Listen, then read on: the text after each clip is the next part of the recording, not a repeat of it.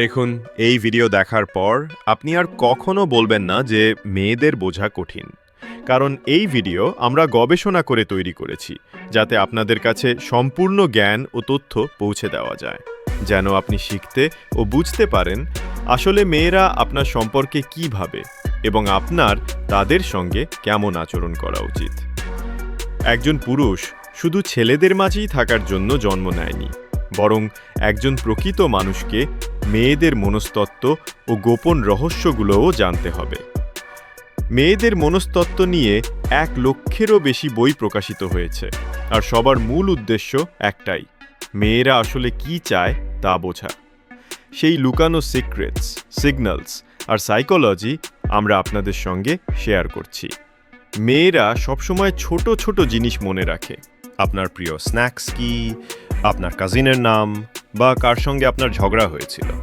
এমনকি আপনি কোনো একদিন অযত্নে বলেছিলেন কোনো তুচ্ছ গল্প। এটা তার মেমোরি পাওয়ার নয়, বরং আপনার প্রতি যত্নের প্রকাশ। আর যদি সে বলে আপনি অ্যালকোহল খাবেন না, ধূমপান ছাড়ুন, বা কিছু পোশাক আপনাকে মানায় না, কিংবা আপনার খারাপ অভ্যাসগুলো ঠিক করার চেষ্টা করে, এগুলো সবই ইঙ্গিত দেয় যে সে আপনার প্রতি আগ্রহী এবং আপনাকে সেরা রূপে দেখতে চায়।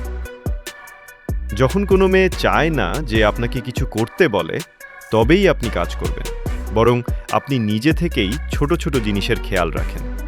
তখনই সে বুঝবে আপনি তাকে গুরুত্ব দিচ্ছেন। কারণ মেয়েরা তখনই সবচেয়ে বেশি খুশি হয় যখন তাদের কিছু চাইতে হয় না, আর তাদের মানুষটা নিজের ইচ্ছায় যত্ন নেয়। মেয়েরা যখন আপনার সঙ্গে দেখা করতে আসার আগে চুল ধোয়ে, কন্ডিশনিং করে, স্টাইল করে, সেটাও কোনো সাধারণ ব্যাপার নয়।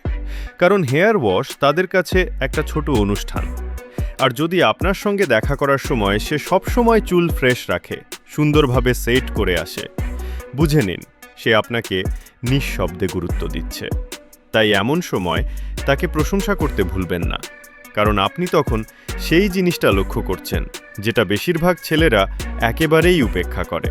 এছাড়া একটা বিশেষ জিনিস হলো, মেয়েদের সবচেয়ে বেশি ভালো লাগে যখন আপনি তাকে সেই প্রথম মুহূর্তটা মনে করিয়ে দেন, যখন তাকে প্রথম দেখেছিলেন। সে কি পড়েছিল, আপনার মাথায় তখন কি চলছিল। এই গল্প যতবারই বলুন না কেন, সে প্রতিবার আনন্দ পাবে, লজ্জা পাবে, আর ভেতর থেকে অনুভব করবে যে সে সত্যিই স্পেশাল। এখন ভুল হলে শুধু সরি বললেই হয় না, ভুলটা কিভাবে আপনি মেনে নিচ্ছেন আর সামলাচ্ছেন, সেটাই আসল। যদি ভুলটা বড় হয়, যেমন বারবার বিশ্বাস ভাঙা, অসম্মান করা, তখন শুধু দুঃখ প্রকাশ যথেষ্ট নয়, তখন স্পেস দেওয়া বা প্রয়োজনে প্রফেশনাল সাহায্য নেওয়া দরকার। কিন্তু ছোট ভুল হলে স্রেফ I am sorry for everything না বলে পরিষ্কারভাবে বোঝানো দরকার আপনি কোথায় ভুল করেছেন আর তার জন্য সে কিভাবে কষ্ট পেয়েছে।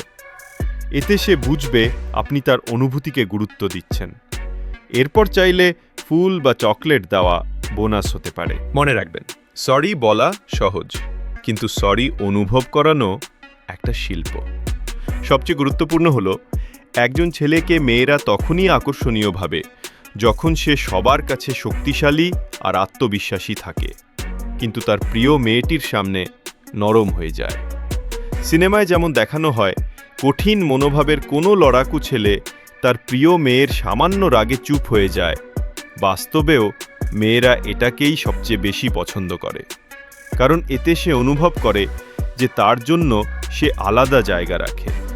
সবার সামনে আপনি যতই আলফা হন না কেন, তার সামনে নরম হওয়া কোনো দুর্বলতা নয়, বরং এটিই আসল শক্তি। এতে মেয়েরা গর্ব করে বন্ধুদের সামনে বলতে যে, দেখো আমার মানুষটা আমার জন্য কতটা স্পেশাল। তাই মনে রাখবেন, বাইরে থেকে শক্ত, কিন্তু তার জন্য ভেতর থেকে নরম। এটাই মেয়েদের কাছে সবচেয়ে আকর্ষণীয়। এই ভিডিও যদি আপনার ভালো লাগে তবে লাইক করুন, চ্যানেল সাবস্ক্রাইব করুন এবং নোটিফিকেশন অন রাখুন, যাতে পরবর্তী ভিডিওগুলো মিস না করেন। ধন্যবাদ।